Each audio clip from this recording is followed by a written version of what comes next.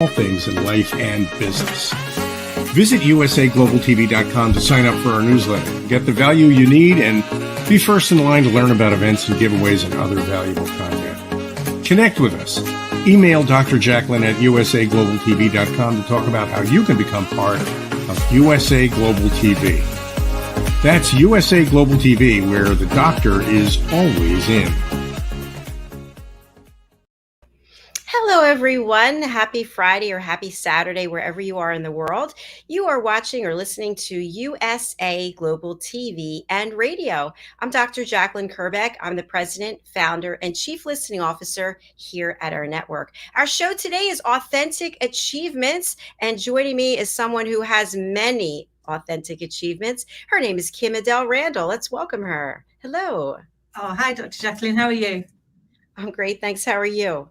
Yeah, I'm good, thank you. I'm good. Lovely to see you as always.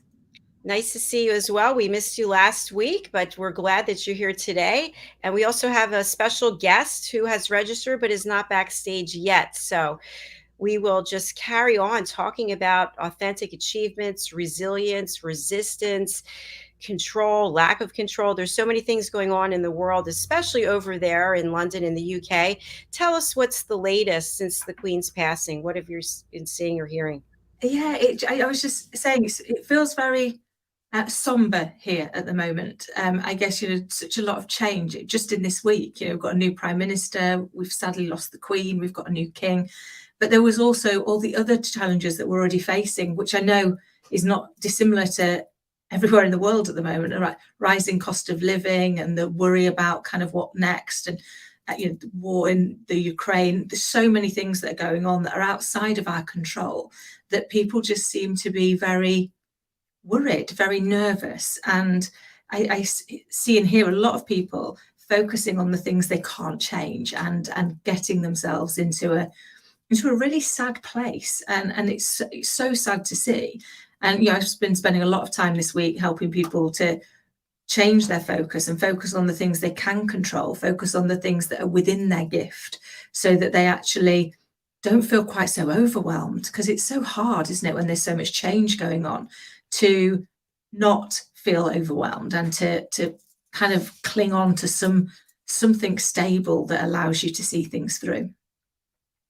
Yes, very good points. And something that I think we know, but we forget, is change is abundant. Change is constant. And we always think we can control something that we can't. And then when we can't control it, we start to let our emotions go, and it starts to really just spread through our entire life and into other people's lives too, because we take it and we pass it on to someone else. It's so true. I mean, I was reminded this week, actually, at the start of the week, by somebody else, of one of my favourite poems, which is by Spike Milligan, that talks about a smile, and that, you pass it on. And I love that poem. I think I've shared it on here once before. But what I've seen this week is, just like a smile being contagious, so can misery. When we're in a place where we're feeling overwhelmed, where we don't know what's going on, where we get ourselves in that doom loop, we can very easily pass that energy on as well. And then we start to see everybody else is kind of almost having that domino effect of that kind of negativity. So it's trying to find a halt to that and saying, okay, so what are the things we can do? What are the things that we can change, even if it's really, really small? But if we can focus on that, then we start to feel better. And everything looks better when we feel better. It doesn't look so overwhelming, so unachievable.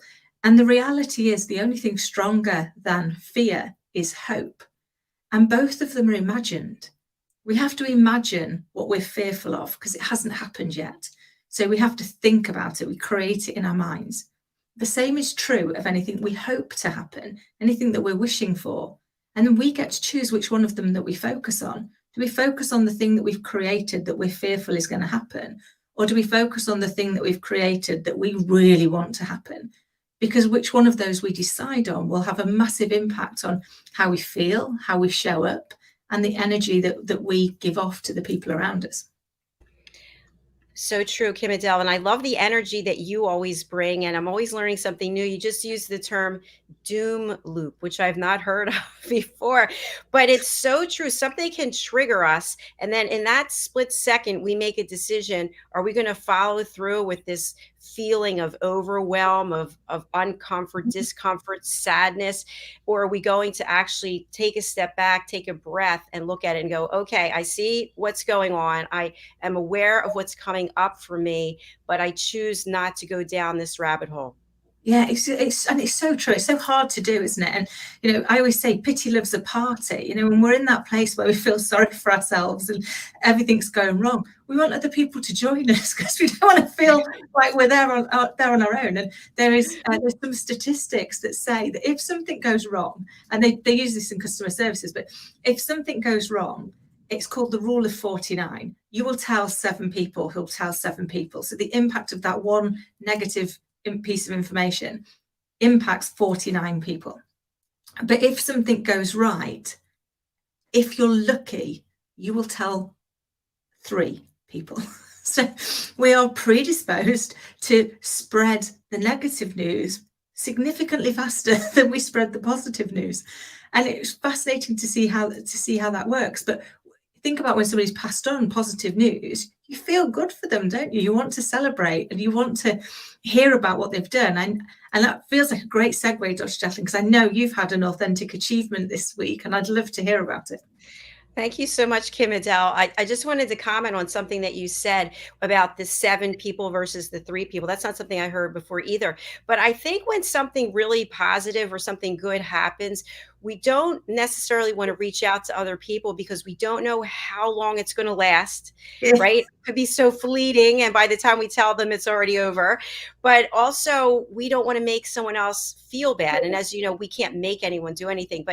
But our good news could come on someone else as a disappointment to them because they don't have good news. But yet when we do have bad news, we can tell many people because we feel like, okay, people can relate to bad news and no one will judge me. They'll be like sympathetic or compassionate. And it's just this endless loop that goes round and round, makes no sense whatsoever.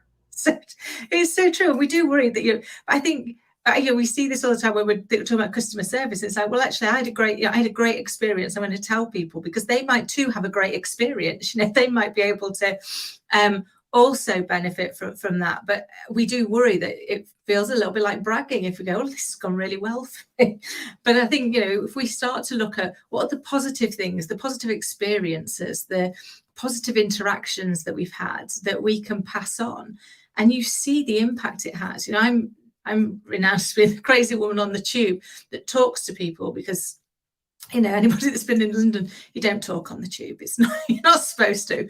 Everyone sits there quite stoically. But I always end up finding a new friend to chat to because you just look for something positive to be able to say. Somebody might have an amazing outfit. Their hair might look great. They might have they might have just done something really kind to somebody. And taking that moment to just reach out and say, you look really lovely today. I just thought I'd say, and watching the impact that has. And I think if we can try it when we can to put positive energy out into the world, then actually on the days where we really need it, hopefully that positive energy comes back to us because somebody else is taking that lead as well and doing the best to leave every situation, leave every interaction better than they found it.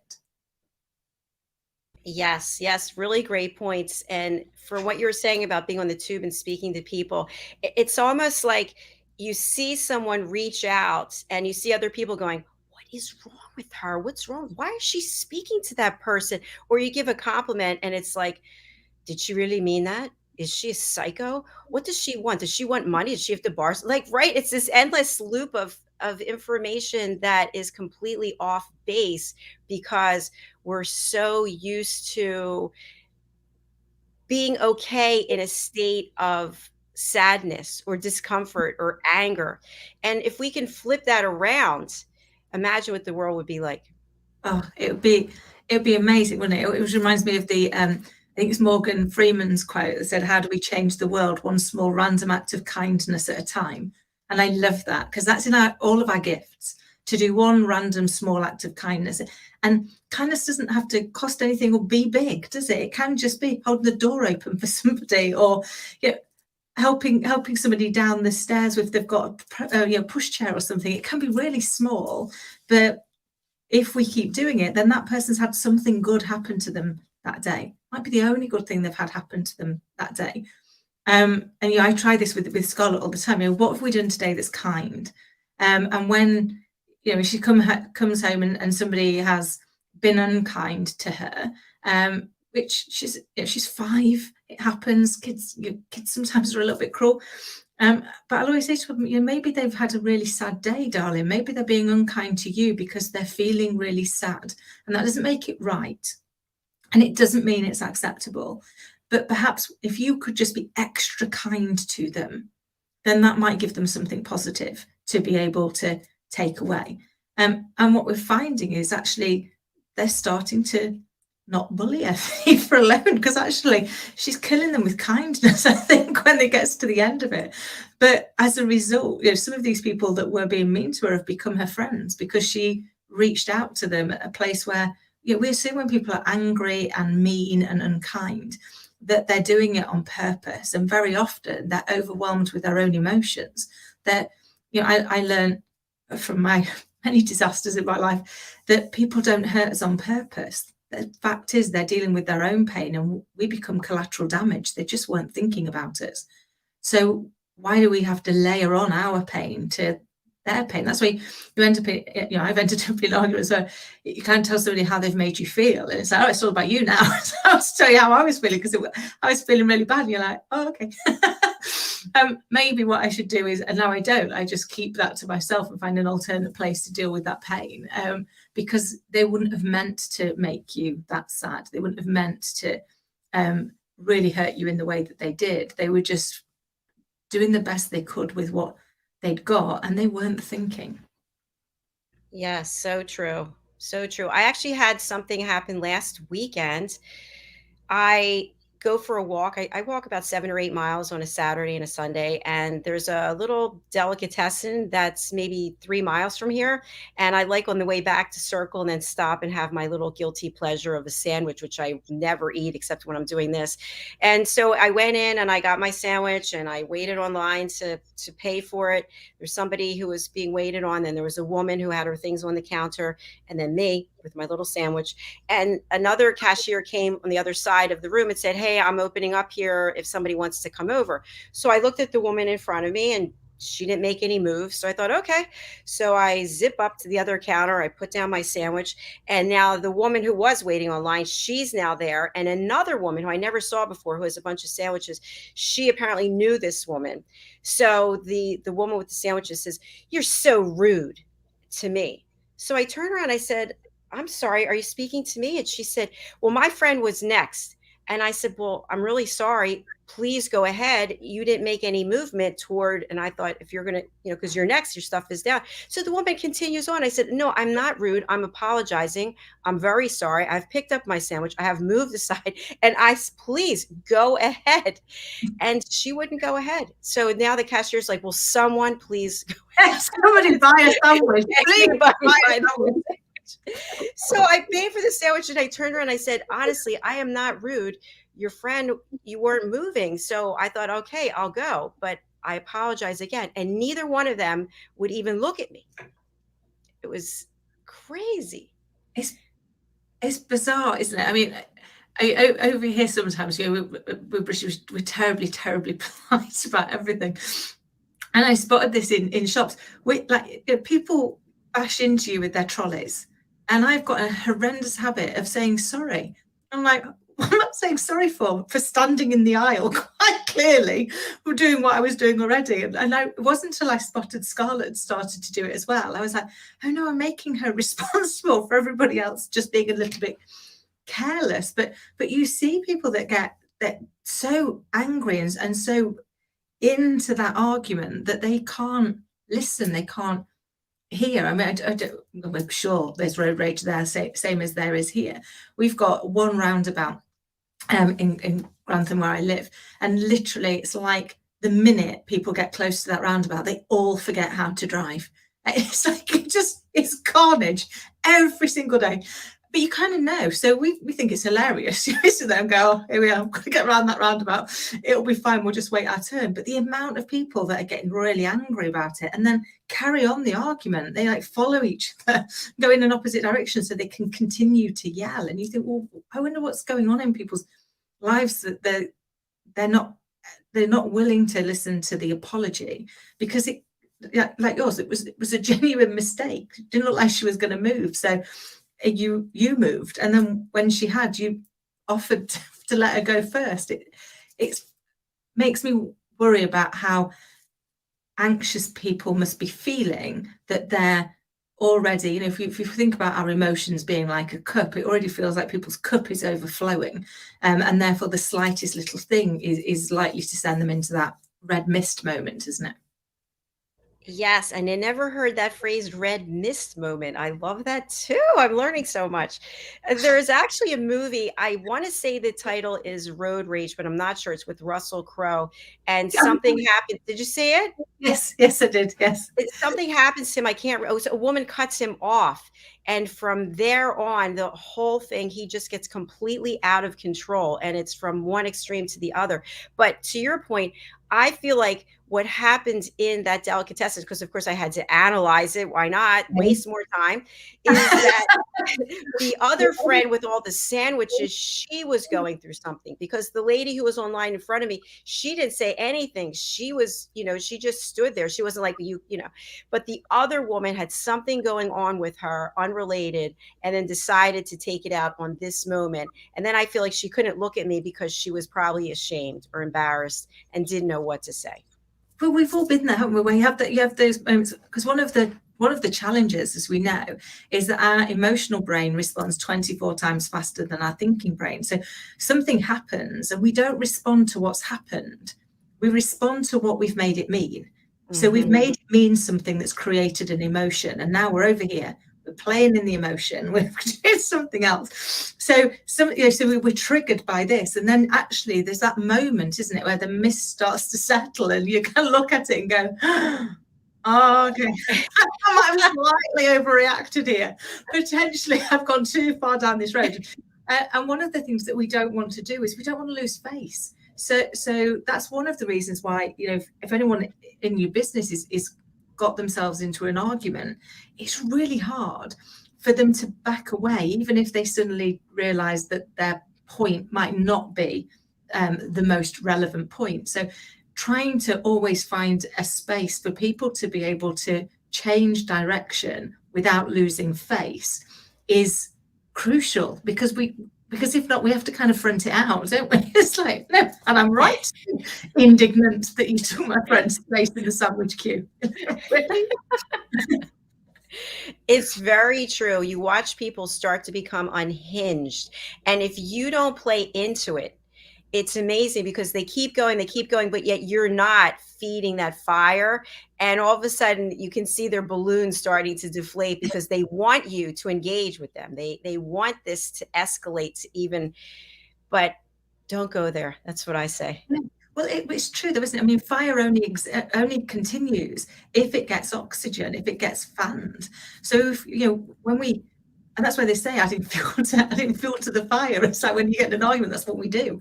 We put more stuff in there. We give it more room to move, instead of getting really comfortable with the silence and allowing the person, giving them the space to go through that red mist moment by themselves, without feeling like you've got to go and join them in it. I learned the most of that having a little one.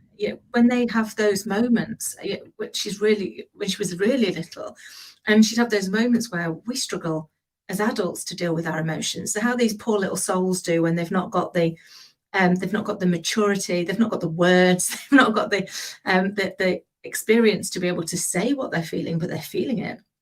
And I remember having a toddler tantrum once. We were in a supermarket, and I'd done the most horrendous thing any parent can do.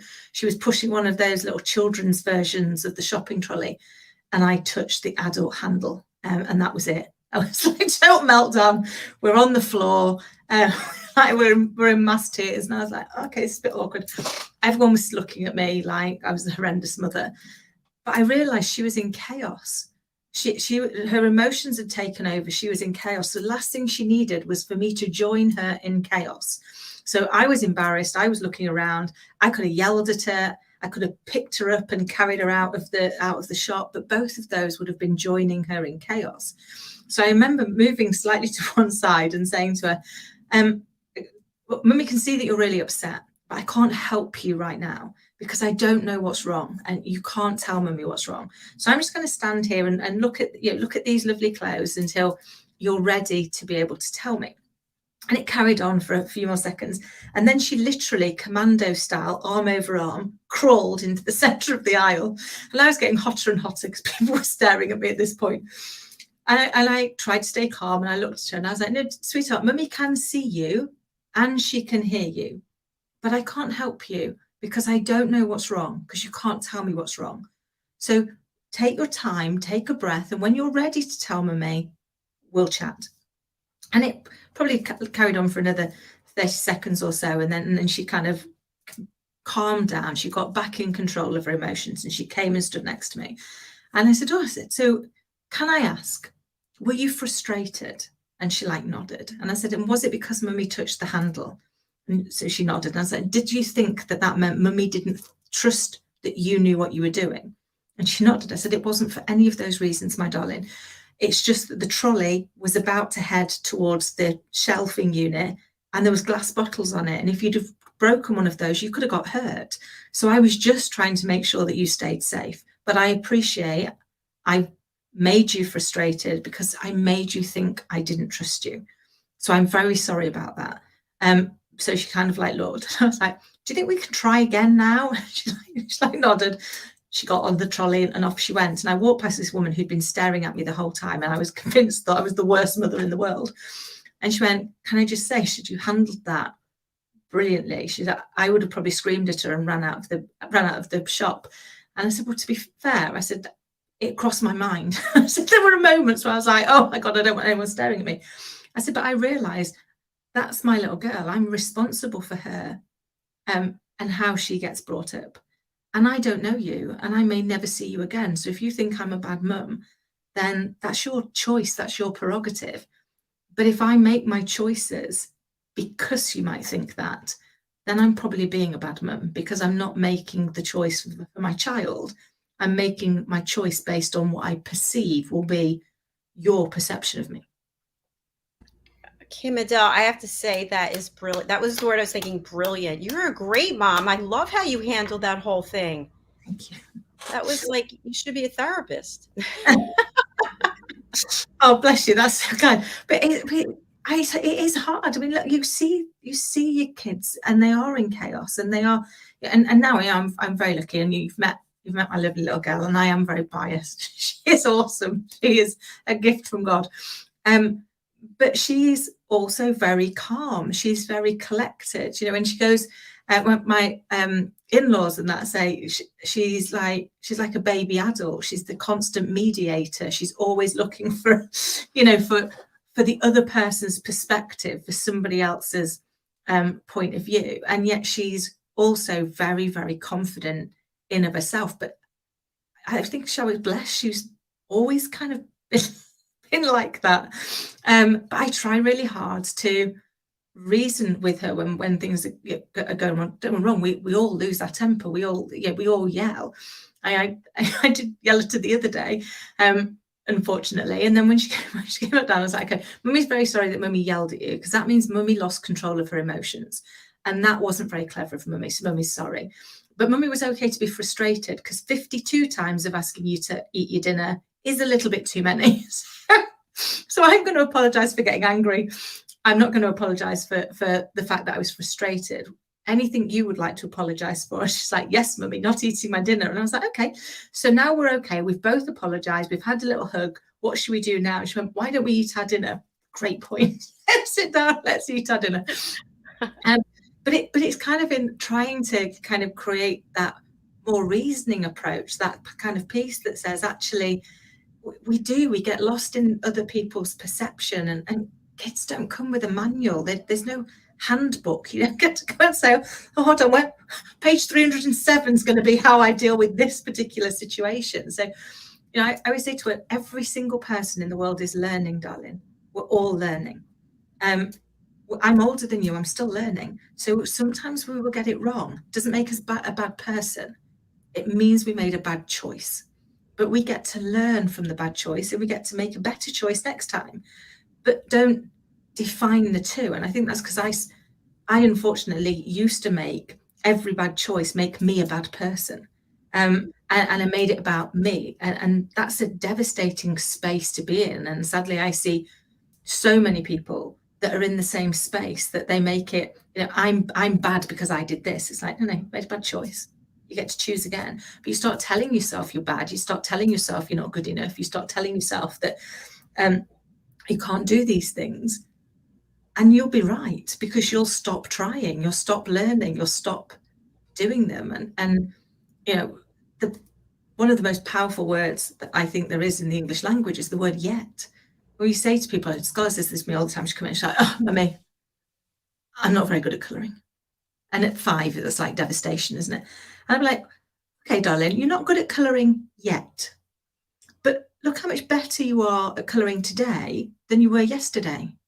And look how much better at colouring you were yesterday to last week. So you're getting to be quite good at colouring, aren't you? She's like, yes, Mummy, I'm getting better. Because when we use the word yet, we allow our subconscious mind to realise it's still important to us and to look for ways to help us to achieve it. So, whatever it is we're telling ourselves we haven't got yet, I'm not a millionaire yet. I've not got the house of my dreams yet. I've not got a size 8 figure yet. Whatever it is that we're saying to ourselves, try adding the word yet, because I promise you it totally changes how you view the likely success of what you're going to do. And very quickly you'll realize that you are getting closer to your dream. Everything you said is so relevant and spot on. I just wish we could spend hours just looking at each component of it, because there's so much value that you shared. And I love about the relationship you have with Scarlett. It just sounds so beautiful. And when you think about witnessing someone screaming at their child in public, we've all seen it, even on a plane, for example, and the kids screaming and crying, there's an underlying problem. And yet screaming at them is not going to help the situation. And of course, you're aware that other people know what's going on, right? We're in a plane. We all know that there's a child screaming. And I always feel like give those people grace, because the parent doesn't know what the problem is. The child, to your point, doesn't know how they're supposed to be feeling. They just know they don't feel right at that moment. And yet we judge, she's a bad parent. Why can't she shut that kid up? Or that kid has no, it's none of that. No, it's the fact that we're stuck in that emotion. We're stuck in that emotional loop. And we very often, same as we parent like we lead, based on how we've seen it done. So if we're yelling and screaming and screeching at people, it's probably because that's what we've seen, or that's what happened to us when we were kids. And therefore we emulate it. We pass it on, not because we're meaning to be bad, but because that's what we think. That's all we know. So it's kind of taking ourselves out of that. And I guess I went and kind of had to reframe my thinking that I'd created when I was a child. And now I'm very conscious of that and desperately trying to make sure that I don't create in Scarlett a need for her to go and rewire herself when she hits my age and realizes that what she'd made situations mean created her I am statements, created what she thinks about herself. And you're right, you never know.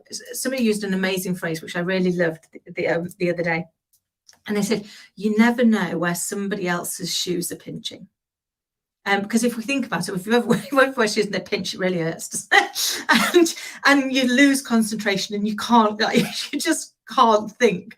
And I loved that, because it was like, actually, you don't know what they're going through. You don't know what else has happened in their day, in their life, in their week, in what else is going on. And therefore, all we can do is be kind where we can, because if we, if we can do that, and we can stop, we can stop that person, we can have these, we can possibly help them, because they're already sat there dealing with a child that's in chaos. They're now in chaos because they've joined them, but all the time they're probably fearing what everybody else is saying, which is adding fuel to the chaos, which is making them more and more angry and getting them to you just need to stop. You just need to stop. It's like, that's not going to help, because the child's in chaos and they want to be listened to. They want to be understood. They want to be respected. They want you to be able to help them find whatever's wrong. Give them, help them find the words, but giving it them in a calming voice helps them. Sometimes, even if they can't get what they want, just the fact that you've understood it, that you've known what it is. So one of the things that I found out when I started researching this, I'm in the middle of a child psychology course at the moment, because I'm really trying to make sure I do a good job with Scarly. And when toddlers run off from us, which is the most annoying thing as a parent, and the most terrifying, because they're running away and you're like, oh my God, they don't know the dangers, please don't do that. It's actually an act of love, because they know with absolute certainty that you'll catch them, because you love them. They know you're going to come and find them. It's like when a child won't put their shoes on when you need to go out. And again, as parents, that can be really frustrating. You've got the school run, you've got a really tight turnaround to do that and the commute, and you can't go, just need the shoes to be on, and they're not doing it. Again, it's an act of love. The child knows that when they put the shoes on, they're going to leave the house. And when they leave the house, they're going to leave you. They don't know how to use the words. They don't know how to express that that's what they're holding back. They take as long as possible to elongate their time with you. And kids don't understand the difference between positive and negative attention. It's just attention. So whether you're yelling at them or whether you're giving them a cuddle, you're giving them attention. And therefore, they'll find ways to get more of it. So it's trying to kind of pull ourselves back from our own chaos and saying, okay, how might I help give them the lifeline to get back from chaos, so that they can find that calming space, that they can find that way through, and that then we can chat about it, then we can help and make sure that they learn. And that, I would sit with Scarly afterwards if she's got really angry or she's done something really naughty, and we'll go, okay, well, let's just sit and let's talk it through. Let's understand what was happening. Let's understand why I've asked you not to do that again. Let's understand what the implications are, and then we can learn together. But doing it when you're both calm. If you can't get to a calm space, take a moment to, if you can, move away from it, so that you can find that space for yourself and be kind to yourself as much as you're being kind to others, I think. Yes, I agree with you. And I think that course is really paying off in spades. It sounds like you're learning quite a lot.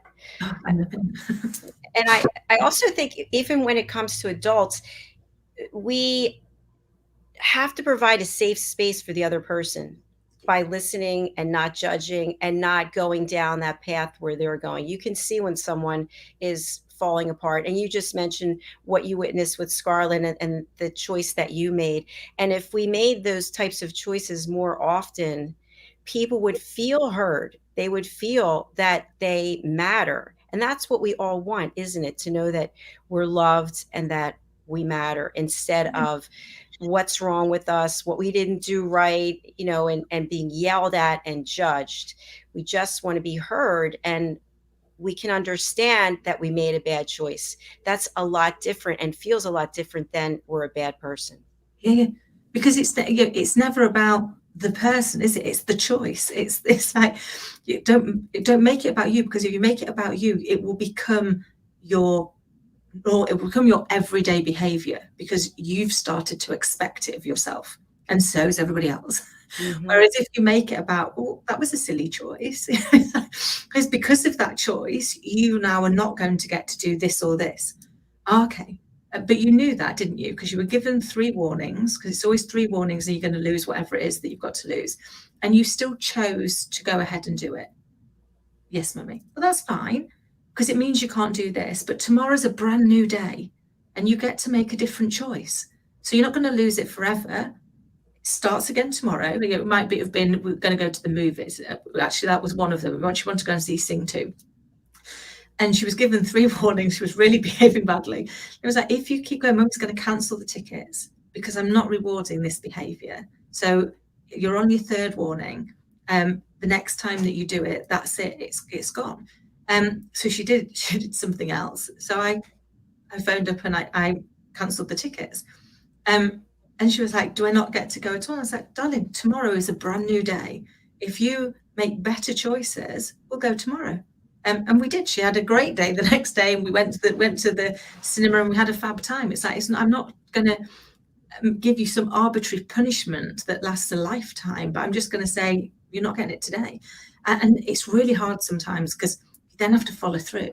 And to be fair, we're doing really nice to go to the cinema and have 2 hours where we're like, we're going to be entertained because she was in a bad space. But it was like, that's not going to help. But it's like, I've done it before. It's like that. There'll be no telly for the rest of the day. And trust me, there were moments where you really want to put the telly on to just not have your name called for like the 500th time. But it's kind of finding that inner strength to go, no, I'm not gonna give in, because the minute I give in, I create in her a thing that goes, if I just push a little more, if I just push a little bit more, then I'll get what I want. Whereas now she knows Mummy's evil. If Mummy says no after 3 goes, you ain't getting it. Because in the long run, it won't help her. It won't help her be the best, to be the happiest that she can be. And I think it's my job to help teach her how to be happy in of herself, because she's the person she's going to be with for life, isn't she? You're actually being selfless, because what would be better for you would be to go to the show or to watch the television. But yet, as a mother, that it's not about what you need in that moment. It's about giving her boundaries and setting up processes and systems that she understands. If I do this, then this is a result of that. That's how I grew up as well. Do this, get that. Do this, get that. I think we could have an entire other show about when we make a bad choice and we realize that it's a bad choice and we go down a different path, how other people still judge us about, oh, look what that person did, and now they're doing this, and we're supposed to forgive them when they did that. We see this all the time. That could be a completely different show. But it absolutely could. It goes down to the same thing, that when you were in that store and that other customer was there witnessing it, that you had to make a decision. Were you going to get all caught up with, oh, I'm so embarrassed, this is mortifying, and we do that too. We make it about other people. And that woman, you didn't even know her. You may never see her again. And maybe she would go and tell 7 people that she witnessed this and this woman's not a good mother, but that's not the truth. Yeah. And she didn't feel that way anyway. So the point is, we think we know how people feel, and we don't know. And why we go down that path of valuing ourselves and our actions and our decisions by what people we don't even know are thinking. Even people we know, that doesn't mean that they're making all the best choices either. So are we going to sit in judgment of them? It just goes back and forth. There has to be a stake in the ground somewhere to say, no, I'm going to start with myself.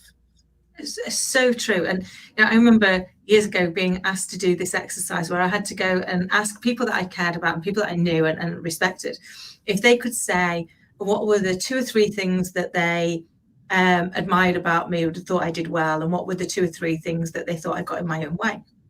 And when it came back, almost unanimously, people's 2 things was that I was brave and fearless. And I was like, I live in fear every day. I live in fear of what people think of me. I live in fear of being stupid, of getting it wrong, of messing up. I really didn't understand. So I remember going and asking them, you're going to have to help me. Brave and fearless, I don't get it.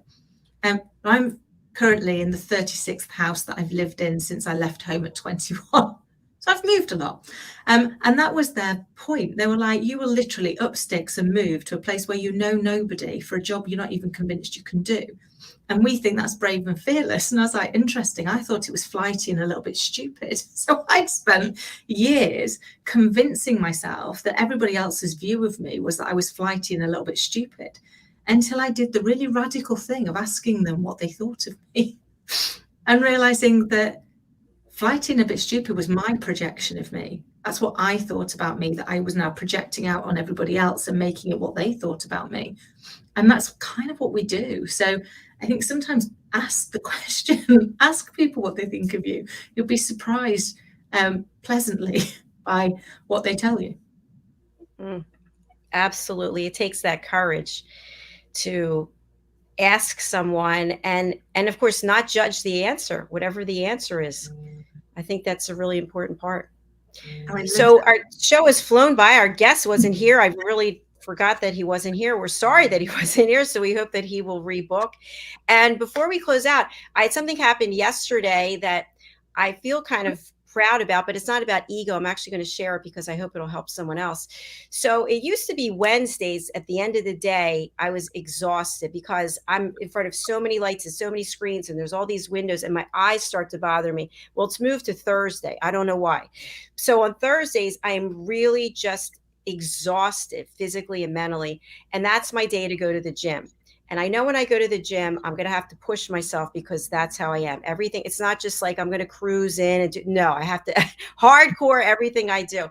So as I'm walking to the gym, it's about half a mile. I'm thinking to myself, you know what you're going to have to do today. You know it. And I'm thinking, no, I'm not doing it. Yes, you're going to have to do it because you don't want to do it. That's why you have to do it.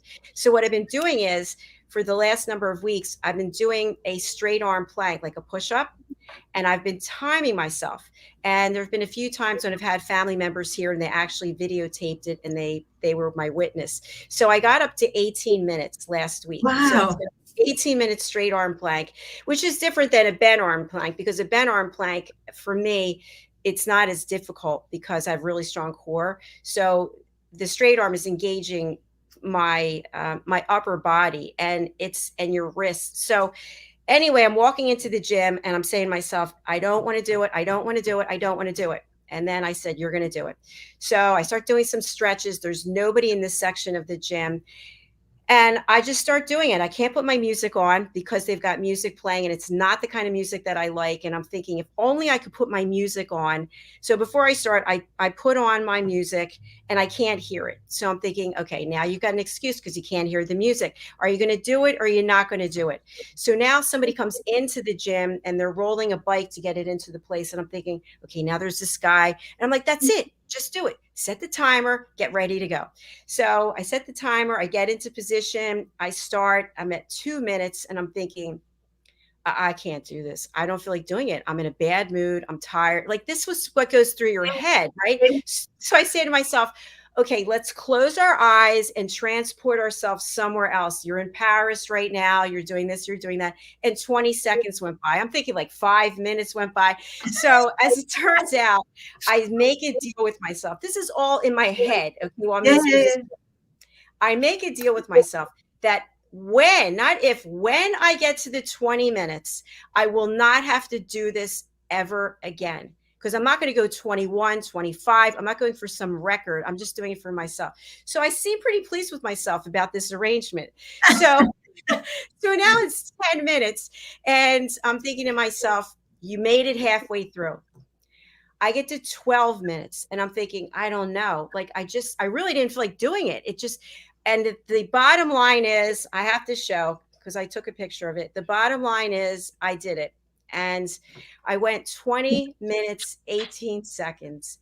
And KIM-ADELE, when I tell you that when I got up from my mat, my wrists were like glued. Like I actually had to sit on them. So I sat on them and I did leg raises because I had no feeling left in my hands. And then to continue to the end of the story, there was no one to celebrate with. There was no one. There was now 2 guys in the section of the gym. And obviously they had to see that I was doing a plank for a very long time. No one said anything to me. I didn't say anything to them. I took a little video when I was at the gym after they had left. And I thought, you know, I look horrible. And I thought, who cares? I want to inspire people. That's the whole point. That even though I was exhausted, I didn't feel like doing it. There was no award. There was no trophy. There was no cheering audience. It was just me. And that was enough. Oh, I love that. And you should be so proud. And we were talking about this just yesterday, that when we win in here, we win out here. Yes. Because because that's where the battle is. The battle's in our head first. And you've just proved that so eloquently. And we battle ourselves. We have these conversations, and we do, and you kind of almost play every character in the movie in your head while you're trying to kind of work those parts through. But how good did you feel when you'd done it? I felt great because mentally, I'm 59 and a half this month. And mentally, I said to myself, this is something you will remember for the rest of your life. I'm all about gold stars. I have that in my book about everything to me is like, it's a certification, it's a degree, it's an accomplishment. And so this was going to be my gold star at 59 and a half, something that I'll remember. Now I'll go on to something else, but I will certainly revel in the moment. That's why I took the pictures and put it on social media so that people realize you can. I was battling myself the whole time until 18 minutes. I was shaking so badly, Kim-Adele. My whole body was shaking. And I just said, you're there. You've made it. And so that's the point, that this is so strong. Our minds can help us get through pretty much anything if we forget about the pain. I said to myself also, this pain is temporary, unless I break my wrist. Thank God I didn't. The pain is temporary, but the accomplishment will be forever. I love it. And it's so right. It's just reminding me of it. There was a video, I'll have to try and find it. And it was an American school, and it was a soccer team. And one of the players had got another player on his back, and he was having to do a bear crawl. And he was like, I can't go any further. And the coach was like, it's just 100 yards. It's just 100 yards. And this guy's going, no, I can't do it. And he kept saying, you're nearly there, just 100 yards. And you watch it. He does the entire length of the pitch, the whole length. And he started off thinking you couldn't do 100 yards. And he didn't realize he'd done it. He was still going. And the coach like, turn around, see how far you've come. And it was literally blown away. But it's a great thing to watch, because it was a real demonstration, like you've just given us a great demonstration of that mind over matter. Is that kind of putting your mind on the outcome. I think I can't remember who's quoted it, but because obstacles are the things we see when we take our eye off the goal. When we're focused on the goal, actually we start to achieve it, because that's where that's where we're heading. And we do, as you so beautifully put, we do bargain with ourselves along the way. It's like, if you do this, you can have that. If you do this, you can have that. So that we can actually find that nugget, that little element more of that mental resilience that's going to allow us to like push on through, to get to the other side, to try and achieve something. And I love that, and I bet it will have inspired people. It's inspired me to try a plank, let alone a full-on one, because I always say I can't, and actually what I mean is I won't. So yeah, next week I will give you an update on whether or not I will have done it. I will let you know how well I did at it. No, there's no judgment. And by the way, planks are great for everyone, unless you have bad knees or bad wrists or something. I mean, I'm not a doctor, so please do check with your physician. But if you set a goal for yourself of 10 seconds, if it's something you've never done before, make it a small goal. That's a huge win. And then the next time, 15 seconds. I was a certified trainer for years.